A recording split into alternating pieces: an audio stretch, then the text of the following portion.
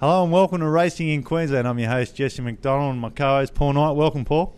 Thanks, Jess. Lovely to be here again. Lovely to be here in another episode of Racing in Queensland. What a cracking, sparkling event at the Brisbane Racing Club are putting on this weekend with the 3-year-old 100,000 listed race and the 200,000 George Mork Stakes. Yeah, Group 3 race. Lovely racing program there at Eagle Farm this weekend. Top quality 2-year-olds out. Listed 3-year-old fillies, Group 3 George Moore. It will be a good weekend's racing there. And the cockroach infidel Corey Brown's made his way up to take out a few of the events. But before we go into the program and review it, we're going to start off the program with our new segment called Chasing the Bunny, where I caught up with greyhound expert Pat the Dog.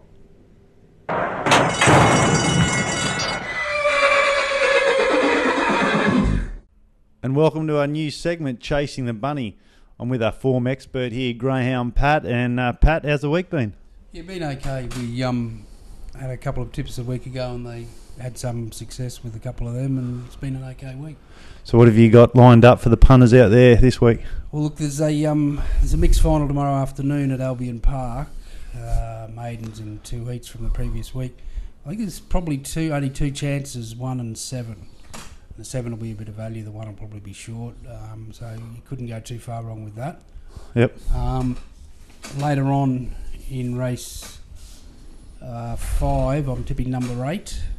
It's got all the room in the world from the 8 box, and it's got good speed. It's a wide runner? Wide runner. And does it like 2 turns or 1? well, the problem with it probably would be better on a 1-turn track, but it handles itself all right around Albion Park. And I think it'd be a good bet and be good value because there is some chances in the race. And later on the same meeting, we go to race 7, number 7, Kenny's Karma. Same. I'd like to think you get some sort of value, that dog, and it's got a good draw and it's going particularly well both here and at Ipswich. Oh, fantastic. So just a recap on those selections. Okay, race 3 at Albion Park tomorrow afternoon, 1 and 7. Race 5, number 8, and race 7, number 7. Fantastic. Well, there you go, punters. Our selections from Greyhound Pat, and I caught up with John Dart, one of your friends. Very good, yes, he said.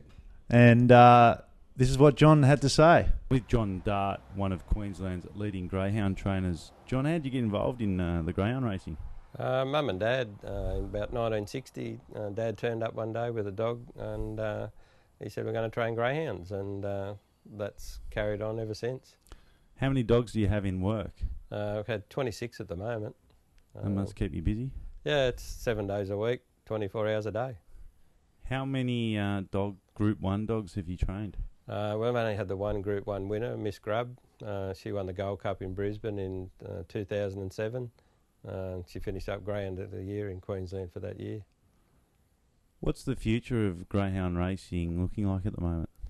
There's a bit of trouble at the moment, but hopefully the powers to be get it right. All that's what we need is a 1-turn track at Logan. It would be, fantastic. You say a 1-turn track. What exactly does that mean? It's a horseshoe track, or probably the normal distance is about 457. It's just down the back straight, around the circle, and home. Queensland hasn't got one at the moment, and we badly need one. How many tracks are in Queensland? I think there's 7 at the moment. We've only got 3 in southeast Queensland, which is probably not enough. How many were there? Originally probably 5 or 6. They've just slowly closed them down. Why have they closed the tracks? You'd have to ask the powers to be that. We had probably Toowoomba was the best 1-turn track in Australia, and they closed it down for some reason, and I don't know why. What sort of diet does a greyhound eat?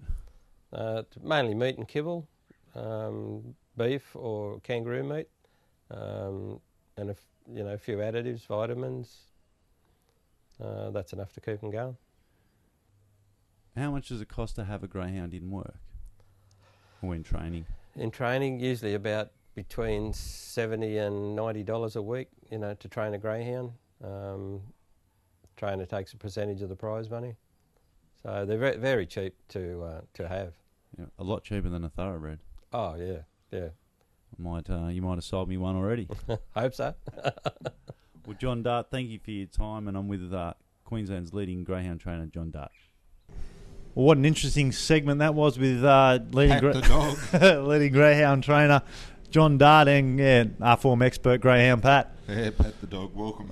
Well, why don't we get further on into the subject and let's look at the racing program at Eagle Farm and look at the 2-year-old race and the 3-year-old listed fillies race. What do you like in the 2-year-old race? Well, in the 2-year-old race, I've gone for the Alan Bailey trained 5 o'clock. I tipped it last time out. He won on protest, got up at the juicy odds. I don't think you'll get those same price again.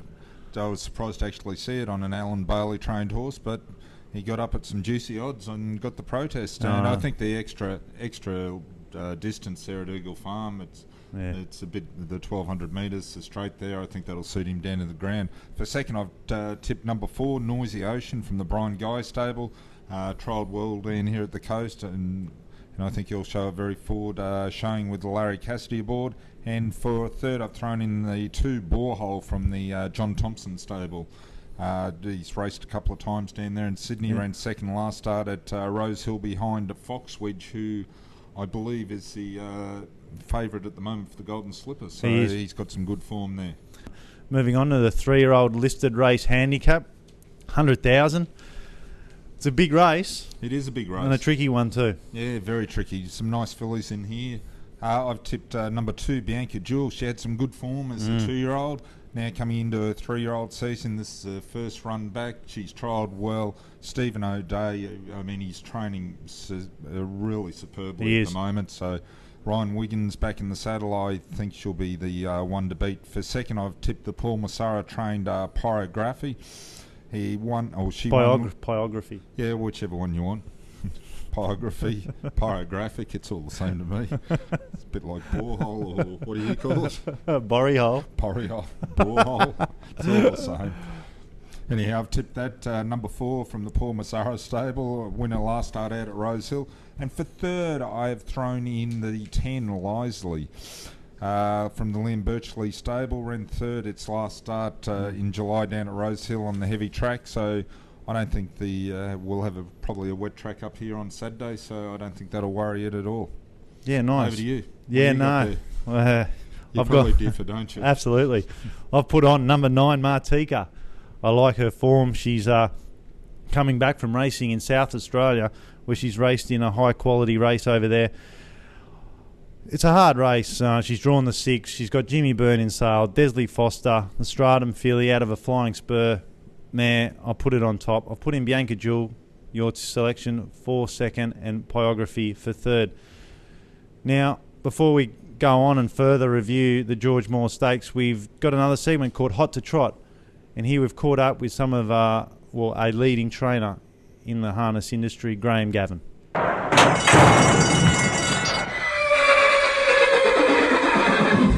I'm with Graham Gavin, one of the Gold Coast leading harness trainers here in Queensland.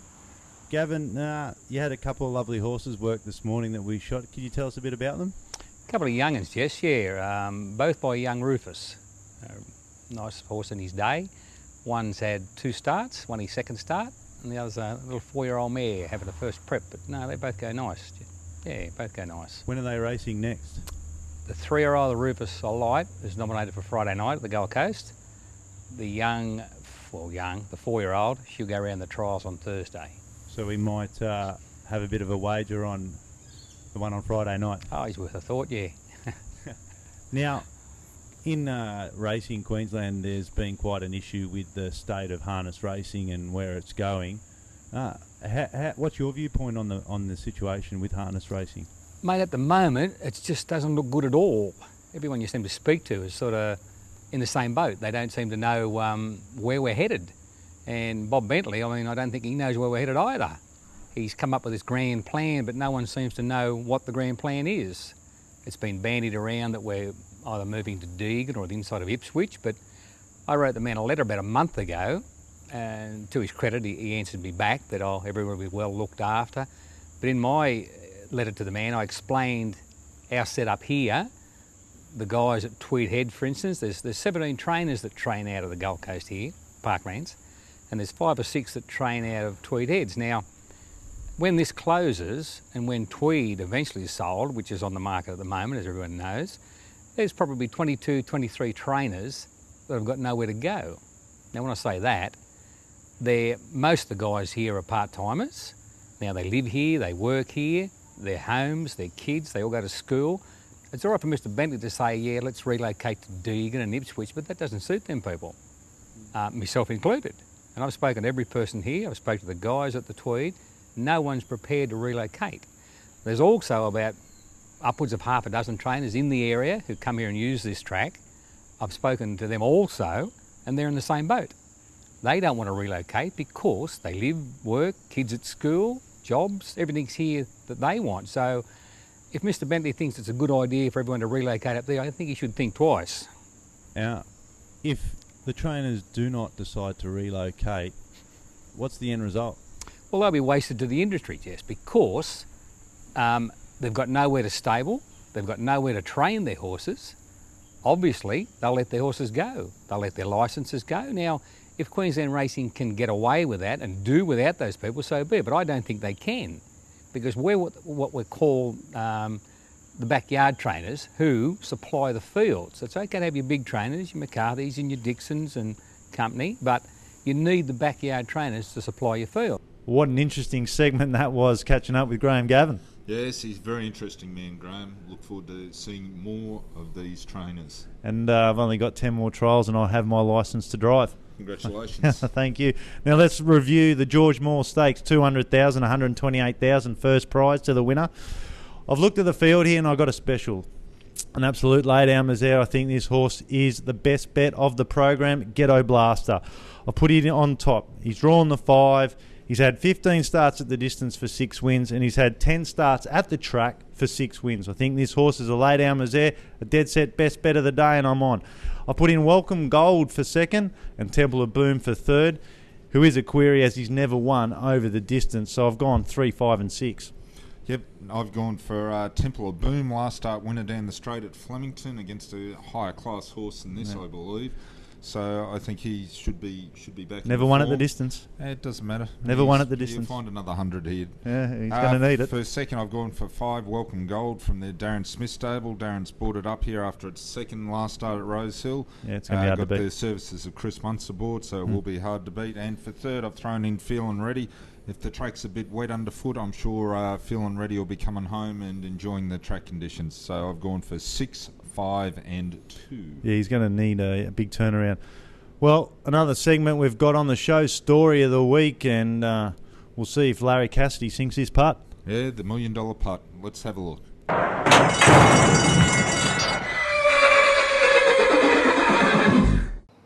Okay, Can't reline it. the pressure's on. This for the $1 million.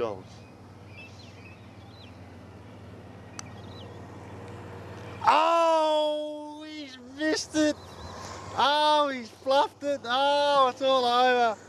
Just like you on the golf course. Oh, God, the $1 million putt, it's all over. Oh, what a shocking putt. Oh, terrible. The $1 million putt, he's missed it. No. You joker. You joker, Larry. Well, folks, thanks for joining us for another episode of Racing in Queensland. Coming up next week is a jam-packed show where we have the Jockey Challenge, also the Need to Breed, and Know Your Track, where we catch up with Stephen Andrews, the course curator of the Gold Coast Turf Club. So thanks, folks, for joining us for another episode of Racing in Queensland. Bye for now. Cheers.